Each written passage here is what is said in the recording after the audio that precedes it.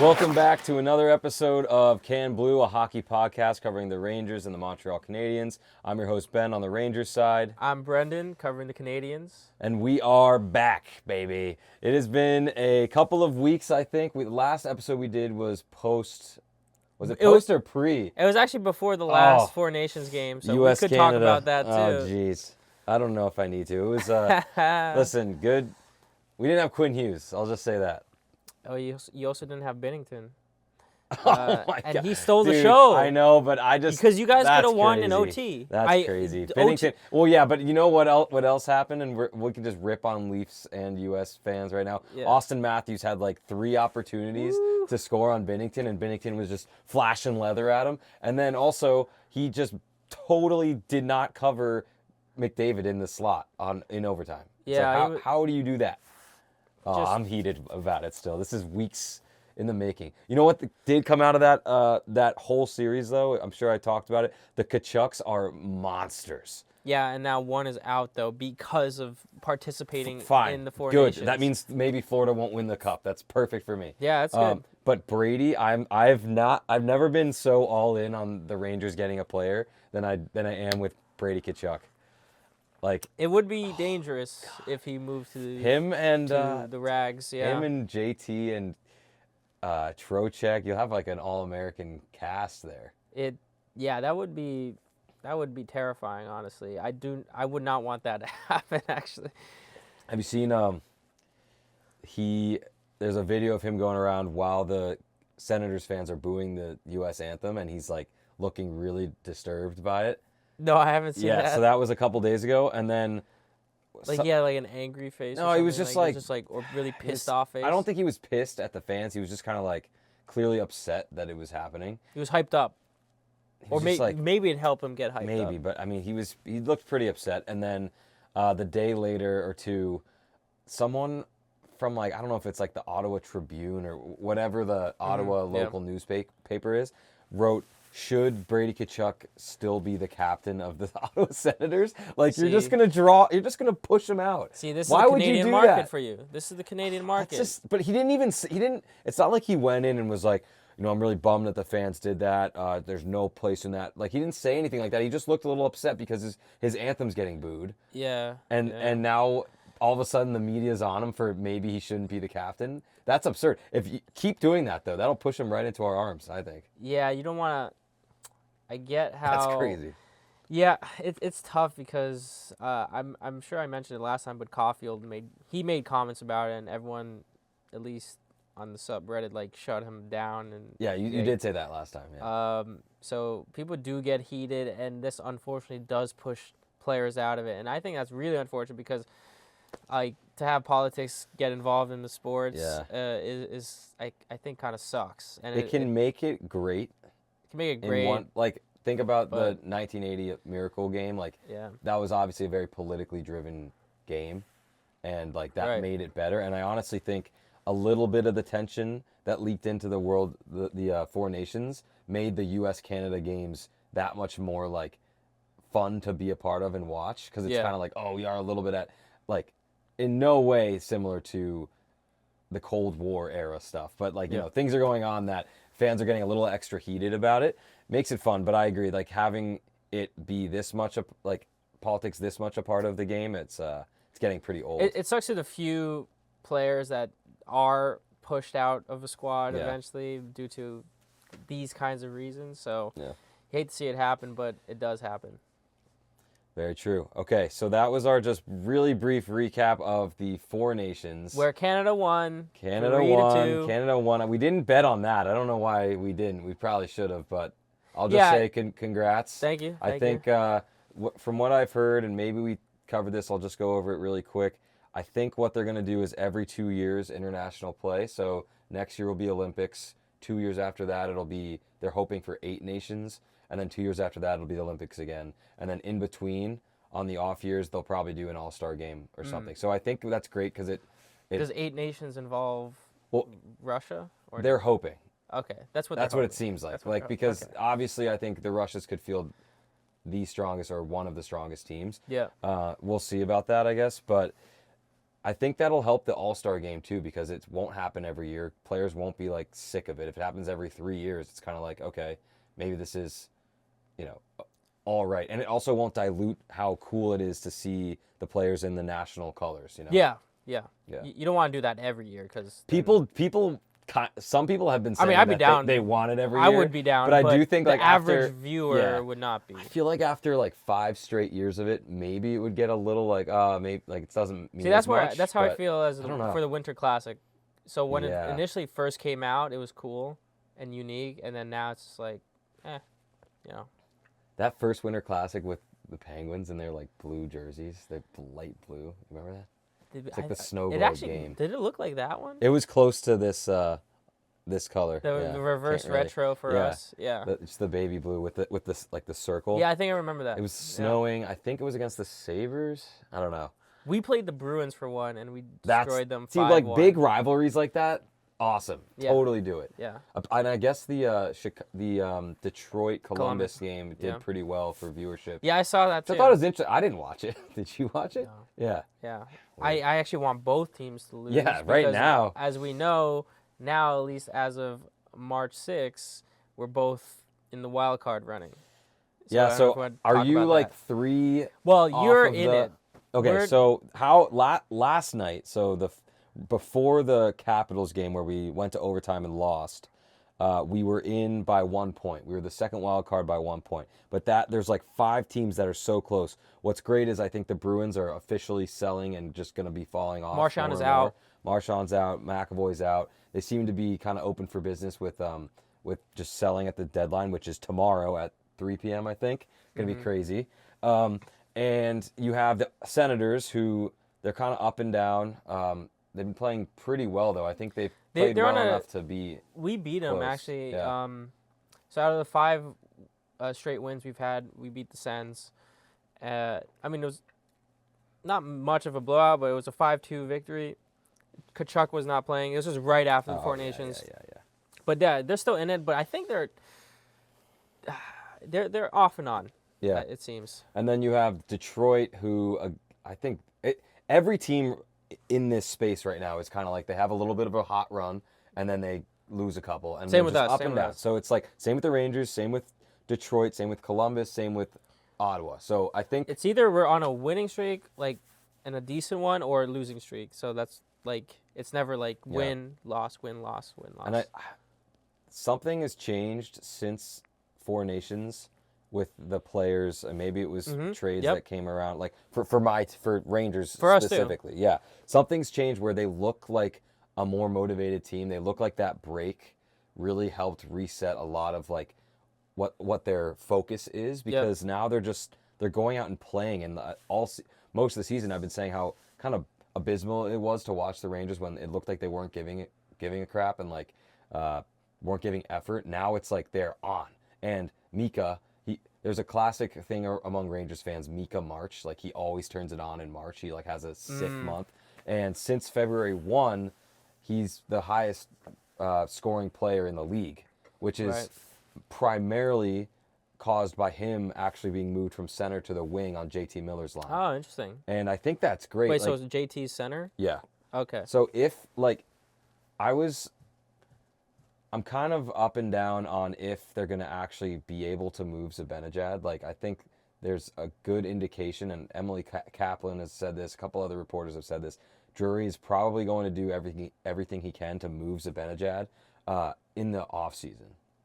But if Zibanejad just fully blocks it, says, no, I think we had a good year, I'm staying, it's making it more palatable to me if we can just use him on the wing. He's getting paid a lot, but if he's going to score this much, producing, he's at like 120-point pace over the last month or something. So Suzuki has been the highest scoring player since the Four Nations, not February 1st. I'm eating my words. Didn't we talk about how he's not a top center in the league? That's what I was saying. The first game, after the Sens game, I'm like, I sent Ben like a message, and it's like, it sounds like Suzuki's the first center. Yeah. And then the next 4, he shows in 5 games, 13, 14 points. Like, insane pace for the last 5 games for him. And he had 14 points in 5 games? Yeah. What? Yeah. No, it's either 13 or 14 for sure. In 5 games? Yes. So he was averaging over 2 points a game? Bro, he's going nuts. What is going That's on? what I'm talking about. I didn't even know this. That's an insane stat. And no one's talking about it way. because I think he's the most underrated centers in the league. That is crazy if that's true. And that was his ceiling. Well, for us last year, as many Habs fans know, the last half of the season, around this time of year, they were just going. The first line was just going off. They were playing like a true first line. So it's sort of kind of happening again in this moment. Are you worried at all that like that's obviously not sustainable? He can't play a 2 point per game pace. It's almost 3 points. He's pretty much like the past goals. He's been mostly on the ice and like involved in the play. Yeah. So, I mean, Caulfield got his 30th this week. I was gonna bring that up. Perennial 40 goal scorer finally scores 30 once. Yeah. Everyone says, just for people who don't understand that, I feel like every year they're like, Caulfield really has all that you need to be a perennial every year scoring 40, and the most goals before this season he scored was like 28. So it's like, all right, he finally crossed the 30 mark. He stayed healthy. There's 20 games left in the season. We expect he'll hit the 40 mark. Yeah. Which is great. I love Caulfield. I think he's gonna hit 40, and Lane, I think he's gonna hit 60. I think he's gonna hit 60. What's he at now? 48 points total. 48 points total. So there's 12 more. Ongoing discussion in our fantasy group chat.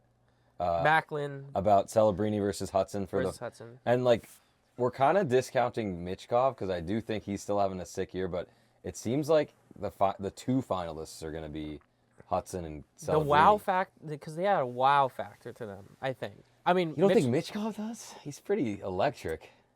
All eyes on. I feel like most eyes are on those two. One being a defenseman and obviously one being the first overall pick. And yeah, maybe it's unfair to Matvey because he's like that third guy out. And I think he definitely still has a shot. Maybe he'll amp it up in the last, 20 games at this point, right? 20. What do you think? I think the NFL does this, right? They have an offensive rookie of the year and a defensive rookie of the year. They should do that. You think they should? It's completely different roles, and... But it's also, that gets to the point of like, oh, you're just kind of making a new trophy for every category. Like, if you're the best rookie, you're the best rookie. But the NFL does it, so... I know, but I'm just... Yeah, I mean, you're a defenseman. I feel like they played two completely different roles, and like a 60-point defenseman is different from a 60-point center, like easily. Yeah. How many points does Celebrini have? 2 less than Hudson, I think. So he's really? Yeah, he's on 46, 47. Yeah. What do you think goes into that decision? Like amount of points played, impact on team. I like the impact on team because I seriously believe. But believe what else goes in it? If Celebrini is number one right now, which I think a lot of people are saying, what is making him above? So it's not points. It's flashiness. You think it's just it's response? Okay, he's an 18-year-old, first season, and he's on the first line, and the responsibility of doing that for a scorer that's a big responsibility. How many minutes a night does Hudson get though? Like 22. Yeah. So Hudson, 22 same? minutes. He drives the play. I think he really elevates everyone. Without him, we'd be in a position like the Sharks. Yeah. And with Celebrini, the Sharks are not out of the bottom 5. So, that's fine. You're making a good case. That's fine, though. That's expected from a young team like them. And also trying to figure out their goaltending as well. And defense. They had a little trade going on with Vitek Vanacek. Right. Back to the Panthers. Not back, but sending him to the Panthers. Yep. There's a lot of trades that have already happened. I'm going to try to stick to the big ones and the ones related to the Rangers, but that just popped up in my mind, that goalie situation. It sucks there. It sucks there. Yeah. So and that's why a big part of the reason why the Sharks are bad, and so that's why I see Celebrini kind of carrying the wins a little bit. Do you find it similar to like Carlson winning the Norris there, and he had 100 points, but like he was the only one there that could do anything? Right. Remember that? Yeah, that was like a couple years ago. That was, Man, he had 100 points. Yeah, it's a Jeez, defenseman. and he was pretty. But old. he was the only scorer. You know. Yeah. It's like 2 or 3 years ago. It could be that. But again, if you're an 18-year-old and you're pretty much him and Toffoli are like the only ones scoring. I guess Granlund was on the squad for a bit, but Will Smith. he's not scoring at the pace of Celebrini. So, on the defenseman talk, you think Werenski's getting the Norris this year? Yo, he's looking great. I Who else? always thought Kale? Werenski. Yeah, just either him or Kale. I think though, like there's something to be said about this guy's been playing out of his mind. He's in the conversation. Good. He hasn't won before. You don't think people go to Werenski? And maybe this comes into it, like the things that the Columbus players have had to battle through this year, with just everything that went on. I agree. Like, I feel like that could be a big win for the organization. On paper, I think it should be Werenski, but I think with any sports league, it's about the flashiness of the player, and Makar is one of those players, and that's why I think Celebrini has an edge, because it's like, first round overall, generational player. Hudson, lower key, second round, bit older, but they're still, at least on our side, and people that notice Hudson, like, this kid is for real. Yeah. So there's a lot of hype behind names, and that's why maybe Makar might take it, but I think it should be Werenski at this rate. I'd like to see it, yeah. Because it elevates the, I do think the two best defensemen for offensive purposes in the league are Quinn Hughes and Cale Makar. Yeah. And Cale probably still has the edge, right? But Quinn Hughes has that star power as well. And then the next level down is like Fox, Werenski. Who else would you even put there? Like a young star. I was gonna say Theodore, but no, like he's not young, but he's like a steady defenseman.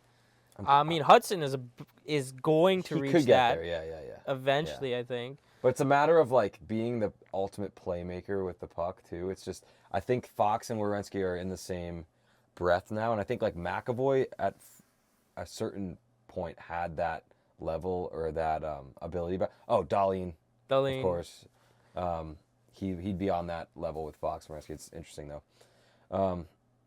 Okay. I could see him taking it though, because he's playing like crazy. Who? But Werenski. Yeah. He's just like. I always felt that he had that star power in him. I never saw it, to be honest. I thought he got paid like the classic $9 million salary that a lot of the other guys that we just mentioned got paid, and I was just kind of like I don't know, I didn't fully see it, and maybe it was just because Columbus was bad and I didn't really. I saw it because maybe I had him on the fantasy team a couple times. Well, that's fair. I never did. And he was always just like every time I've had him on the team. Yeah. I even had it last year, and I probably should have kept him. I had a feeling I should have kept him, but yeah. I don't know. He's really good. He's really good. Did you get him late? I think someone dropped him. Oh, God. Someone dropped him. I'm like, why would you drop Werenski? Yeah, but the way our league is set up, I don't know if you'd be able to keep him if he was a top 4 pick.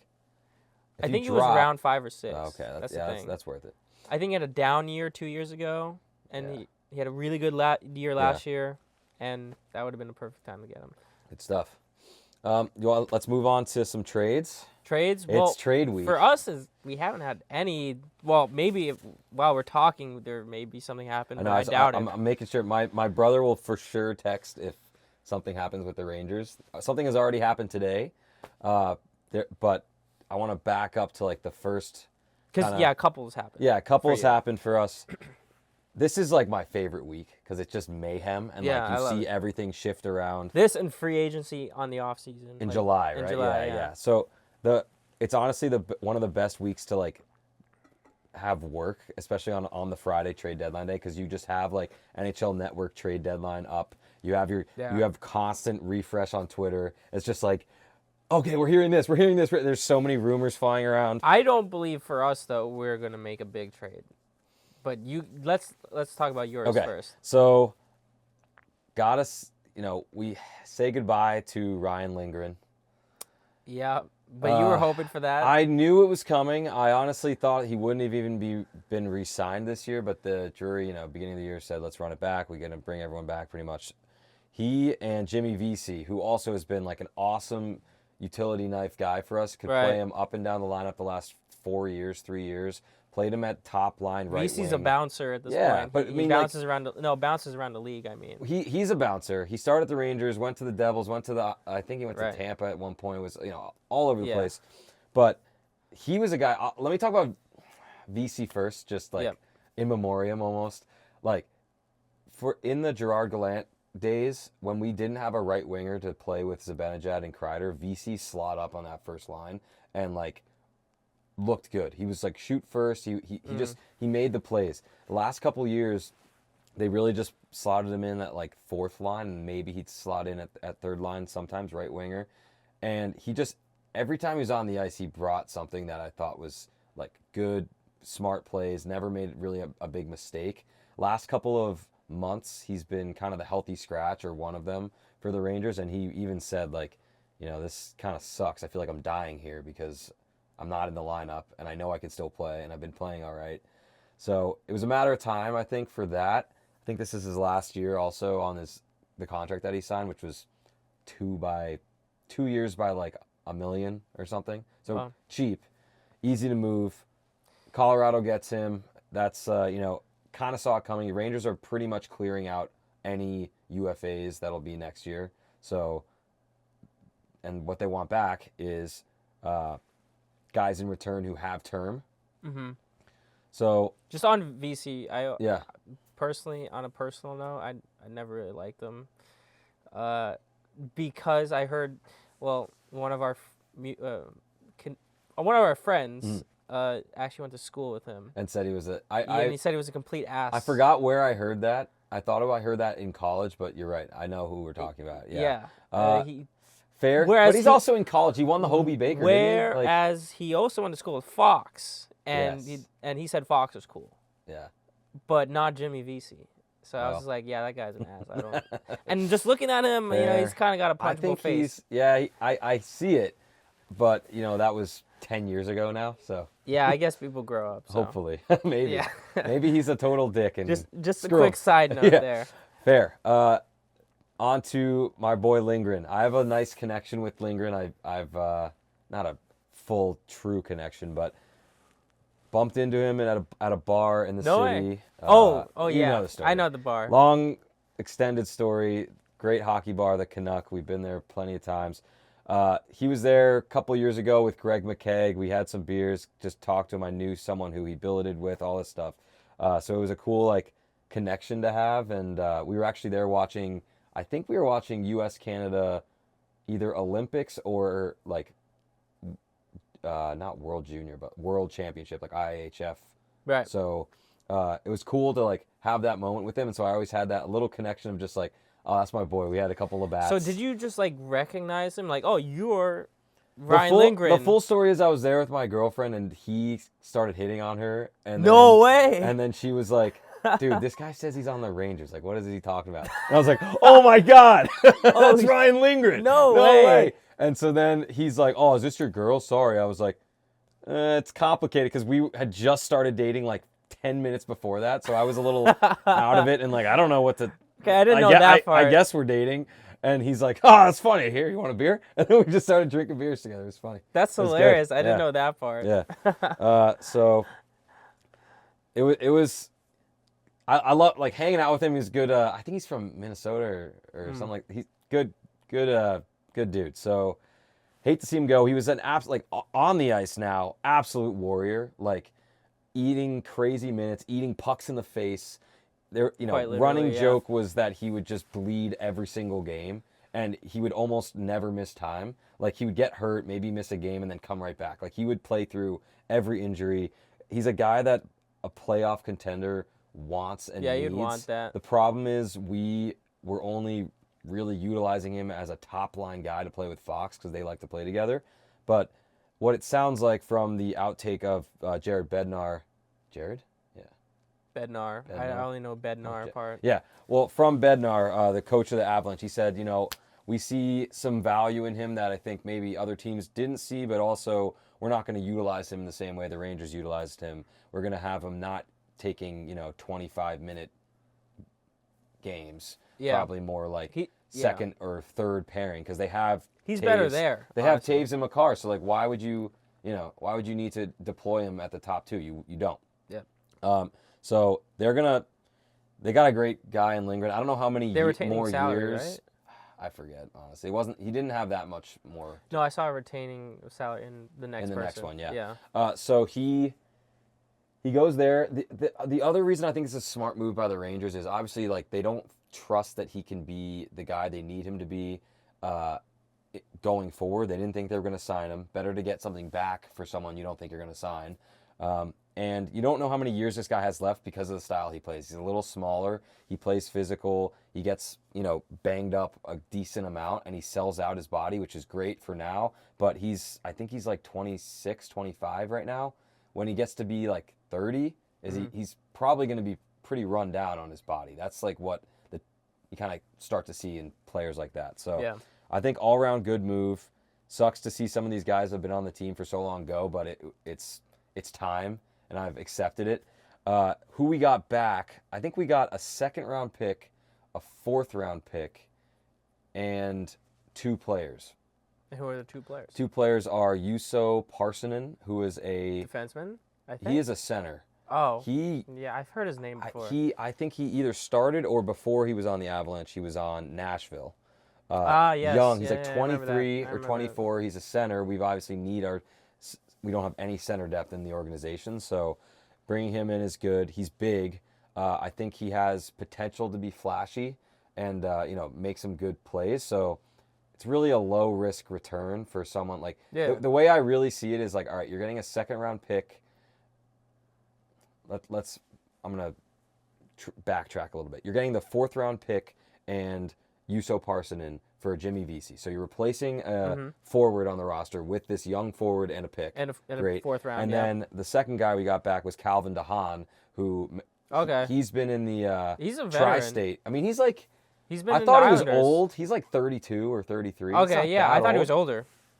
He was on the Islanders, exactly. Because That's how I know. I've seen DeHaan's name for quite some time on the Islanders. Definitely. So he's been on, this is like his 5th or 6th team in his career, but I think that's less so like, oh, he's bad, let's trade him. It's more like, oh, we can get value for this guy. No, I think it's a plus. Yeah. I think it's a plus. So he's healthy. Yeah, he comes in. He's slotted in right now at the bottom pairing, and he actually had a funny interview that was like, I don't, eye test might not look so great on me, but the analytics seem to like me, so that's why I keep playing.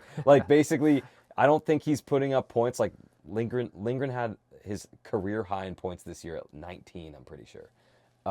And I don't think DeHaan is going to be No, you need him to be a defenseman anyway. But that's exactly right. We just need him to not be crazy flashy, just lock down, shut down lines that are driving. I think it's a good move by the Rangers. So far it's been that way. But so you're really going Lindgren for DeHaan, Parssinen in for VC, and then you're getting a couple picks in return. It's pretty good work, and I think it.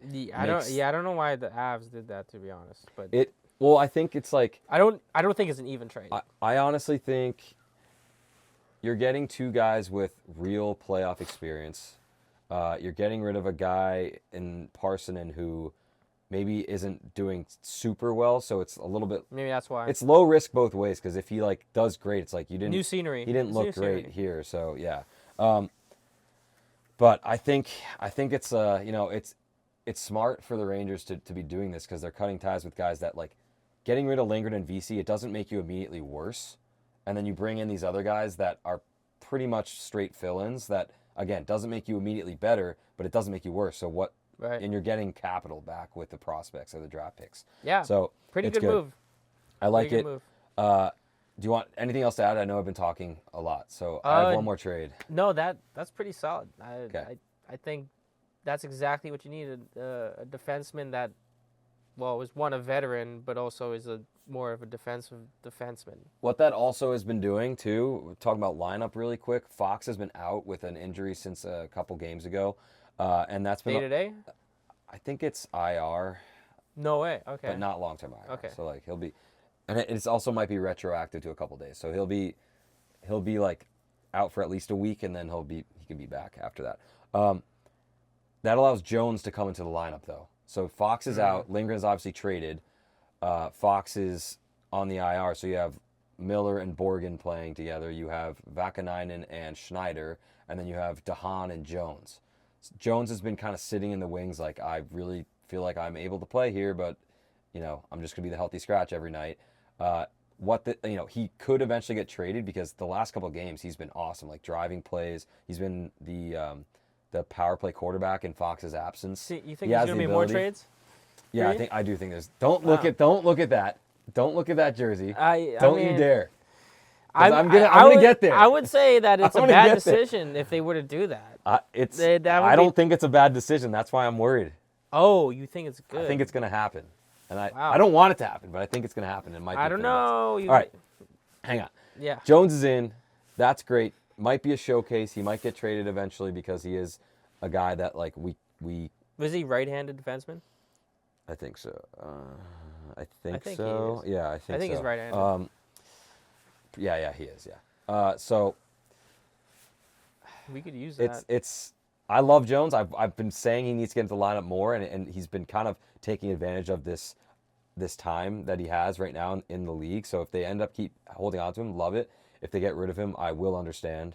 The last trade as of right now that's happened, Riley Smith goes back to the Vegas Golden Knights, and the Knights send over Brendan Brisson, who is Pat Brisson's son, who's like a big agent in the league. People are already doing like galaxy brain stuff like, oh, they're getting Pat Brisson's son because Pat Brisson represents Jack Eichel, and the Rangers want to get Jack Eichel. So if they get good with Brendan Brisson, they'll make his dad bring Eichel over.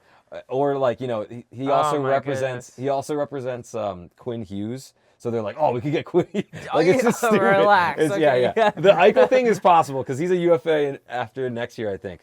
But either way, you're getting rid of Riley Smith. It's the same type of move. Like, he wasn't great for us. Getting rid of him doesn't make us worse. We have other wingers like Berard, like Othman, that have been playing pretty well, that slot right in. It doesn't like bringing in Brisson. I don't even know if he's going to crack the lineup. He might be sent right down to the AHL, but it makes the team deeper and it doesn't hurt them like in their active lineup. So we also got a pick back. I think that was like a third round pick. So Drury's doing a good work of kind of this tweaking a little bit, not getting rid of like a Panarin or a Lafreniere for nothing, but getting what you need. Not totally stripping it down, bringing in some prospects. Like we have like a first round pick, 2 seconds, 2/3, 2/4. We have in this next draft, we have a lot that we can most likely ship off in the off season for players when he actually wants to do a full or a more full retool. So I like people who are like kind of on Drury. Maybe I get it because he mishandled the whole Trouba and Goodrow situation. Should have probably made those deals happen in the previous summer. But I feel like he kind of gets value for players that don't have any more value to us. Yep. So yeah, I've been pretty positive on the moves he's been making. I guess since we talked about this already, I do think a Kreider move is coming. It might happen in the summer. But we have a full 24 hours of deadline left. There's a real possibility that he is moved, and I'm sad about it. Are teams inquiring about him? I mean, he's a. I think. Who would we slot? What I've heard is they're taking calls on him, which means people are calling and they're listening. Right. Which sucks because he's like a guy that I've seen. He's like one of the first guys I feel like that I've seen in college come into the Rangers during the playoffs, play well, kind of have a little bit of an up and down year, and now he's just like, he's elevated his career the last 5 years where he's like unreal, and he holds a bunch of Rangers records. I do think his number will still go to the rafters. Yes, it's just like the amount of knees broken to goalies is a great record to hold, I think. It's true. He does have that record too. It's just that'll be the toughest one to swallow, I think. Like Kakko is like a funny one because you don't think like Panarin or Laff would be harder than Kreider? Just with the connection I have to Kreider. Yeah, like Kreider's been one history, of my favorites for. I used to wear number 20. Like he's been one of my favorites for forever. Slav is 20. So like Laff getting traded, I'd be like, what are you doing? Like sure he had a bad year, but I'd be a little like, unless we're getting like a Kachuk back, I'd be like, why? And Panarin, same thing. It's like he's been awesome, unreal. It would be really shitty to see him go, but it's not the same. Like this is a guy that I've like grown up with, you know? Yeah, no, it'd be like. It's like Lundqvist going to the Caps. Yeah. What are you doing? I get what you mean. It's like Zuccarello for me, you know? It's like that's my top. Yeah. But we'll see. I mean, although that's how I felt initially when Subban was traded, and then once Weber settled in, I'm like, yo, I love Weber. So it could be like that too. Oh, I mean, yeah, you can't not love Weber. Yeah, but you know, Subban was the star of like one of the faces of Montreal, and you just loved his personality, and you thought he was going to be a Hab for life, you know, or at least I thought that. So I don't know, maybe you get a good return. I'm just looking at any possible trades that have come in. Don't see much. Apparently, though. Anything for Habs? So nothing for Habs that I've seen. We're not going to do anything big. Yeah, let me get to yours. I think. Right now, most likely to be traded, Kreider, Jones, one of our other wingers, because we have a bunch. I don't think Perreault is getting moved. I think maybe Berard. No way. Maybe That's like your Othman. only prospect. I know. And then thinking, I don't really see them moving. I mean, Keandre Miller's name has been out there a little bit, but I think they like how he's been stabilized by Will Borgen playing together, so I think that pretty much shut down. I think Kreider is right now for the trade deadline, he would be the biggest name and really the only name with maybe Jones moved. One last thing for the league, just because we were talking about before this pod, Rantanen, no idea what's going to happen with him. He apparently isn't ready to commit to the Canes, which is kind of weird that like this happened with Gensel too. You know, like you're getting big names come in, play, they lose, or they just aren't committed, and then they walk in the offseason. You would have think management on Carolina would have done due diligence before the trade, and like Rantanen and his agent. If we're going to do this, we want you to stay long term. Can you do this? Just to have like a little guarantee, right? And they probably were like, yeah, probably it'll go well or something like that. And now it's not going as well. I just wonder what it is. I feel like Carolina's a fun place to play. Like the people who've been there long enough love it. It's like you don't get pressure from the media. It's definitely better than a lot of other teams. You're not like a superstar there where like you're, getting crippled by the media. I thought his connection with Aho would have been good. Me too. This is why I've been texting my Leaf friend. I feel like a trade that could happen is Marner for Rantanen. Because Rantanen, I feel like, wants a bigger market. I feel like forever Marner has been like torn apart by the media. As a Habs fan, I would hate that. Yeah. As a neutral hockey fan, that would be good for the Leafs. Yeah. That would be crazy. Imagine that. I would hate to see that happen, though. Imagine what Rantanen. What if we sign Rantanen? We could sign Rantanen. We have the cap space. For who? Who are you going to trade? No, he's a UFA at the end of the season. Right, but the whole point is Carolina's looking to trade him right now. Right, to get value. So, like, if they could get value in Marner, they would do it. We have prospects, but we're not willing to give him up. That's not good. I don't think we should give him up. But, so this is, shoot, I forgot what I was going to say. Rantanen to Toronto, Marner back, Marner being kind of like. Well, I heard rumors of Marner to Carolina before. Like, I don't know. I think it just made sense because they needed scoring. And it's a smaller market where you're not going to get like torn apart if you do something wrong because it's just like it's Carolina, it's not Toronto. Yeah. It's interesting. What did they give away for did they at least get picks or no? Who? Carolina from the Mikko Nietzsche's trade.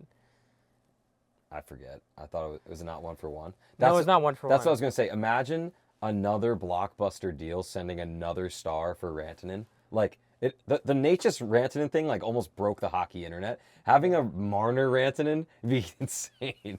Natchez is playing really well for Colorado. I think it was a good trade on their part. Yeah. Young center too. Ooh. So Carolina messed up, I think. True. I mean they can't retain talent. Like Getsel and now Mikko. I don't get it. All right. Anything on the Habs side?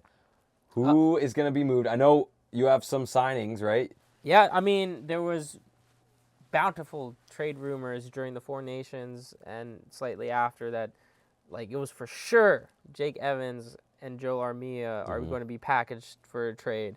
And or at the very least, Jake Evans, a lot of people inquiring, calling him up because, he's a solid player to play on your third or fourth line, to bolster it. Also on the PK, amazing. But as of a couple days ago, he signs with us, taking a pay cut, 4 by $2.85 million, and he deliberately took a pay cut because he wants to be here. He is a Hab. It's pretty stupid, but there were photos circulating of him as a kid in the Habs jersey, like Crosby, who will join the team later. That's not happening at all. I know. If Crosby goes anywhere, he's going to the Avs, and it's stupid that he took a pay cut because the cap is going up by like $10 million. No. So the discussion is that makes no sense. Our prospects are going to come in, and you get to pay them for 3 years. You get to pay them $900K. I tell you why. Think about that. Demidov, dude. Okay, wait. You pay him $900K for 3 years on the ELC. Okay, we're going. That makes no sense. But Hudson, Hudson gets 60, and then he gets 70 points next year. Okay. Bro, he's gonna ask for 9 to 10 million. Okay. And then you got Demidov coming in. He's got 3 years on the ELC. Mm-hmm. He becomes a superstar. Okay, I'm not saying he will, but superstar level. That's 4 years away. 80 points. That's 4 years away. Player, and he asked for a 10. That's 4 years away. It's already the 10 contract. to 12 million. That's already the contract. You won't even have to worry about that. Jake Evans could be what? How much of a pay cut do you think he took? Like $4 million? At least a million and a half. So let's call it 4. Let's call it. Yeah, he could have taken 4. You really don't think they could pay him $4 million when the cap's going up to $100 million, even if, it's $1.5 million out of his pocket. That makes no sense. Maybe it's short-sighted because Hughes on his side. On his side because Hughes kind of he smudged it. He did the negotiating, Hughes. I don't know. I don't think Hughes would try to screw him over, but maybe there was other options in terms of the teams that he would go on. I'm sure there was maybe a choice that, hey, I don't know, the Oilers are calling you. Yeah. Or, I don't want to XYZ. go out there. Yeah, so he wanted to stay a Hab. Totally respect that. Maybe they want to re-sign other players in the future, like Gallagher on the side there. Yeah. Even though he's, ending, slowly getting to the end of his career, Gallagher. Yep. So maybe there's other, Hughes tells him, yeah, we have these prospects and they'll come in, but we also want to keep certain people around. And he is one of them, maybe Gallagher, and that's why we're hedging for that. I mean, try to get the best value you can as a GM, and I think he did that. Yeah, I'd be super happy as a fan and as a GM, but yeah, as a player, I do feel bad. A player's agent too. What are you doing? I just don't want to let him down. At this point, I don't want to let him down, and the people who really want to stay in Montreal, I don't want to let them down. Basically, our first line. So it's a good signing. It's a good signing. And there might be other trades because Armia is still probably on the table. But now that Jake is staying, I mean, their chemistry with him and Heineman have been pretty amazing. Heineman came back after the Four Nations and we're flawless again. There's a record out there, I don't know, we're 14-6 with Heineman and 6-13 without him, or something like that. Heart and soul. He first year too, rookie. So Armia might get traded. Obviously, if there's a possibility to trade away David Savard or Christian Dvorak, we'll do that. Devo sucks. A part of me though is I saw a couple videos on the Habs YouTube. And it's Devo and Cole Caulfield being best buds, and I'm ooh, it's gonna destroy him. They love it. People love Devo as a personality. He just takes a penalty every time I watch him. His nickname is Rusty or something, and he not only is unskilled in shooting, but he takes stupid penalties, and you're what does he do? Kill penalties? Friends in the locker room. That's what all he does. He's a culture. He's glue. He's the glue, supposedly. So. I don't know. He'll probably be out in the off season. Same with Savard. We need to make room for. Oh yeah, another big roster move is Doc is out for the rest of the season. So for the second season in a row. So is Jack Hughes. He injures the same knee he injured last year. That sucks. And just out just like that. I don't even know when it happened. It happened. I don't know. In the Ottawa game, the first game back from the break. I haven't really heard much from Laine either. What's Laine? He's been slow and steady. He's got a goal, but more assists than goals, just like in the Four Nations competition. That's fine. You have other scorers. So he dished it so hard to Caulfield for a goal recently for Caulfield's 29th. It was a nice dish. So he's been steady. No complaints. Maybe defensively he screws up, but like that line more than anything has been like really good compared to the third line, which I absolutely hate, which is Devo, Anderson, Gallagher. That line has Anderson. That line has the worst plus minus I think on the squad. So yeah, I mean we'll see with the trade deadline. I don't think we're going to be sellers for sure. I think we're going to for the most part keep the team the same and see where we go. I think Hughes is thinking, let's just do our best, see if we make the playoffs. If not, it's okay, and then figure out things in the offseason. What do you think you would like try to go for? Well, I was talking to a couple of my family members who are also Habs fans, and they were mentioning like finding a 2C, and I totally agreed. 2C or just like a solid defenseman to be in the bottom six would be great. A 2C for sure over the next year or two. We need to lock that down because that's every team is looking for that, dude. We thought it would be Doc, but he's better on the wing for number one, and number two, he should play on the third line. He's better utilized elsewhere in the lineup, not second line. Yeah. And he's just too injury prone. Like it sucks because like I want to get excited for Doc, but he seems to have a tough time. Actually, he has the worst plus minus on the squad in general, I think. So yeah, 2C. If we're buying, it would be that. So there's a lot on the market. There's like people like Ryan Strome, Ryan O'Reilly. In the offseason, potentially a guy like Duchesne. I don't know. I think you would like Strome. Yeah. He's not like a super hard to play against guy, but like if you put him Zieg too. Zegras is a potential trade bait. Yeah. But he also gets injured a lot. So you're not sure to bank on these players. I think Strome is one that you could if you put him with a elite or a more elite scoring winger, I think cuz he was awesome with Panarin. Yeah, I mean, and he's playing well now. Yeah.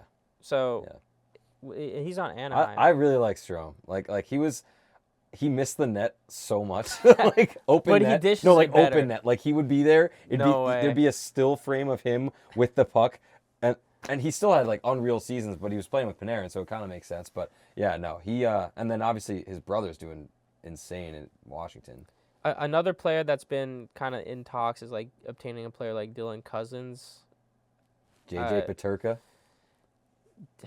I don't know if he's available, but definitely Cousins. Dude, everyone on the Sabres, not Power except or for Dahlin. No, I think Power could be moved, dude. Dude, Power is that would be sick to have. They're the worst. They're so bad. They lost to the Sharks like 7-2. And all their good players have a revitalization once they leave. God. But yeah, Dylan Cousins would be a sick thing, but the thing with him is that he's signed on till 2030 at $7 million. Yeah. But it'll get easier.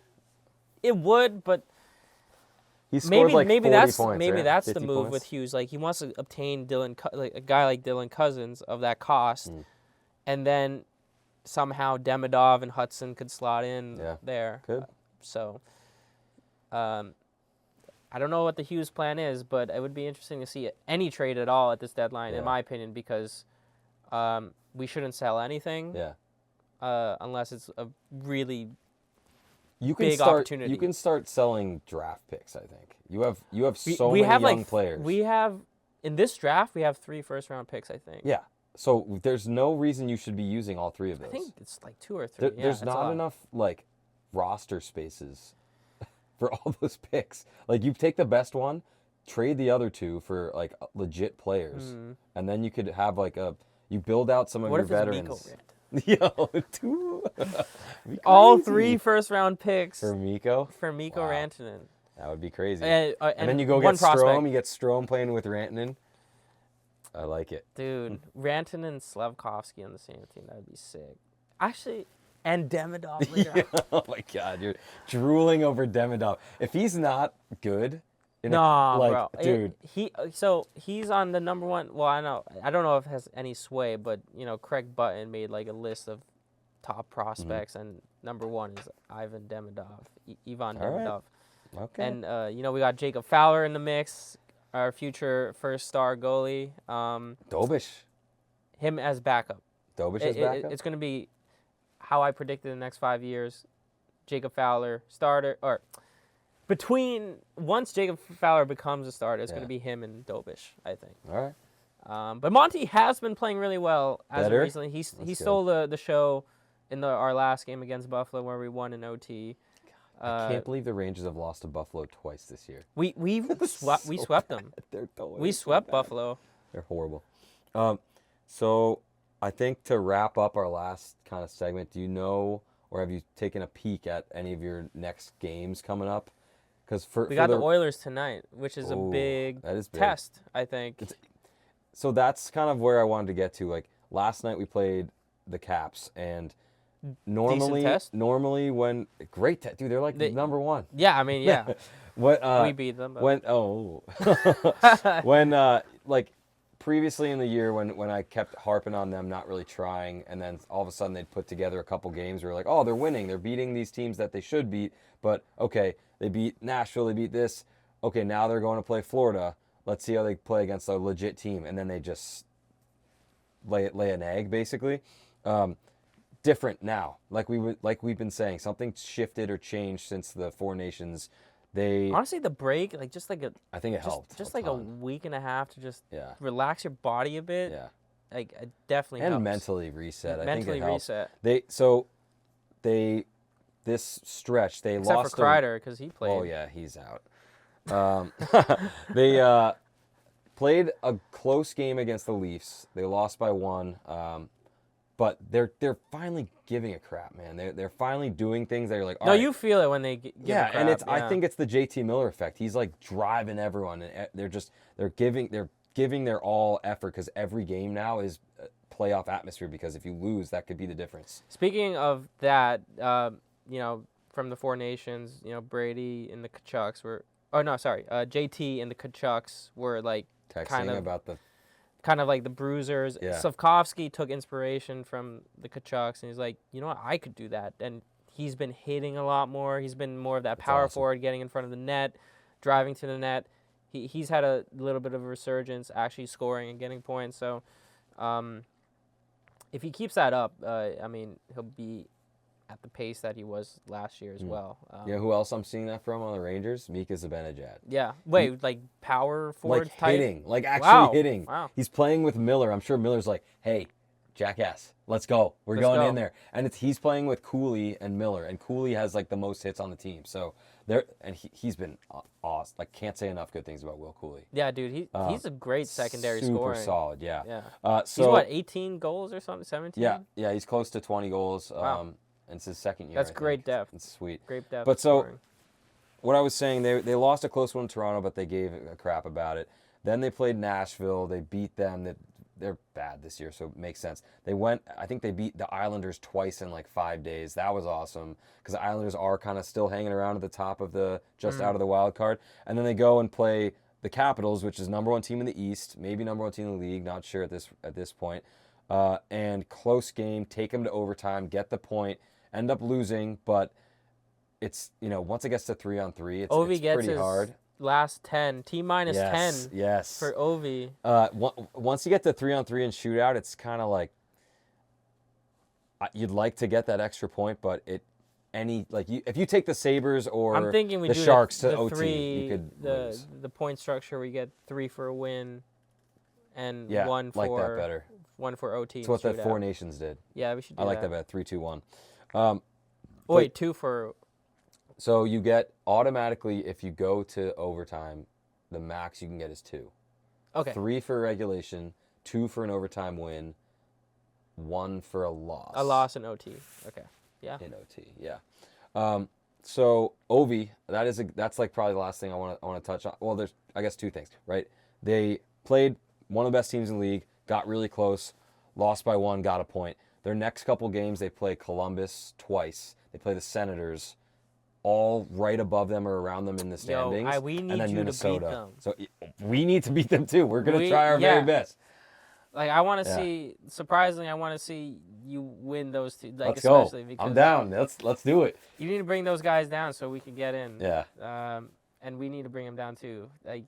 Yeah. It's a tough race. Just got to win out. Just got to win out. This is the best time of year. And the troops are on both our sides are excited. Like they're hyped. They're pretty locked in. I think. Yeah. As the generations. Yes, they're locked in.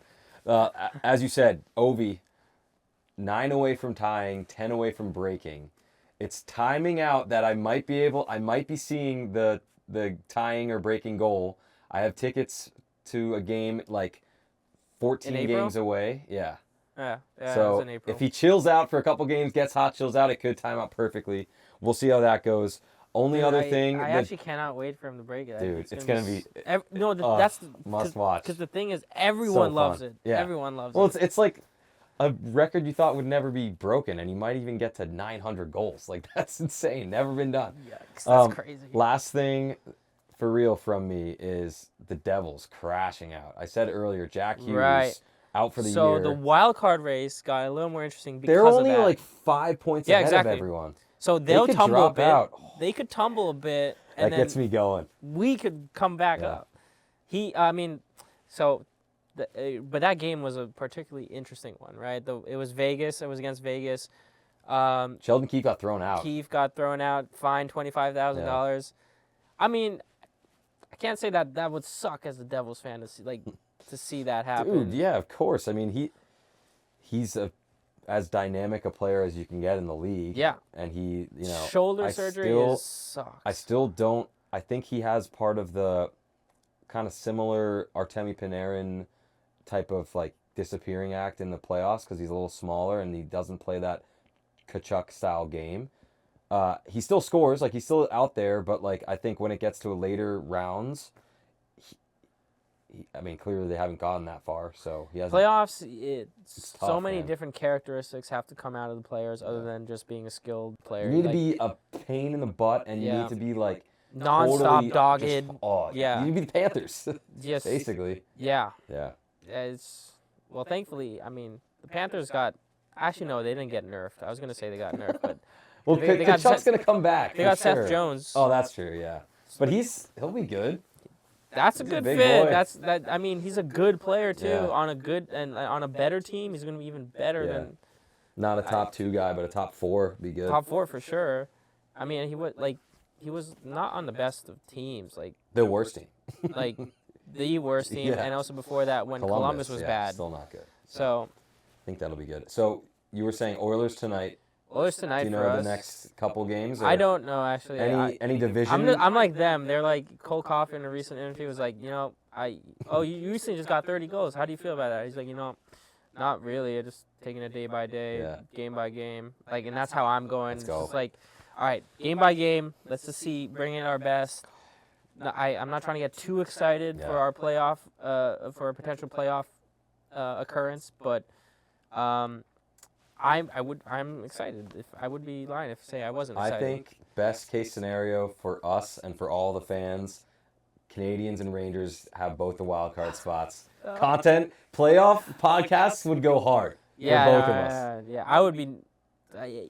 I may not look like it, but I go nuts. It would go hard, dude. During games in general. If I'm actually at the game, I go. I'm the most annoying person you are. to be around, even at our home stadium. You're just talking nonstop like, oh my God, Devo, what are you doing? Yeah, I talk nonstop. It's not good. People do not stand like up me. and go, ah! I was at the Islanders game last year, in front of the glass. So you have to be these tickets, the people are really sophisticated. But I just came there, the Habs drip. and everyone was just staring daggers at me. They hated me. And then a girl on the left of me, she's like, "Can this guy like stop?" Like I hear her whisper that, and I'm like, "No, I'm not gonna stop." That's me when I see my team play. So love it. During the playoffs, it's a whole nother thing. Yeah. Sweet. So I miss that. I think we're gonna try to get back on our more normal schedule here now that my hockey season's winding down. Only a couple more weeks of the regular season. I guess 2 months, just about. 2 months. And then hopefully we get more. some playoff action. Yeah, and we'll figure it out if both are, or if one of our teams make it, or both of our teams, or none of our teams make it. We'll figure it out. With that, that's our episode. Thank you so much for watching. Like, please, subscribe, share, and spread the word of the Can Blue podcast. Oh yeah, playoffs, baby. Playoffs. Thanks, guys.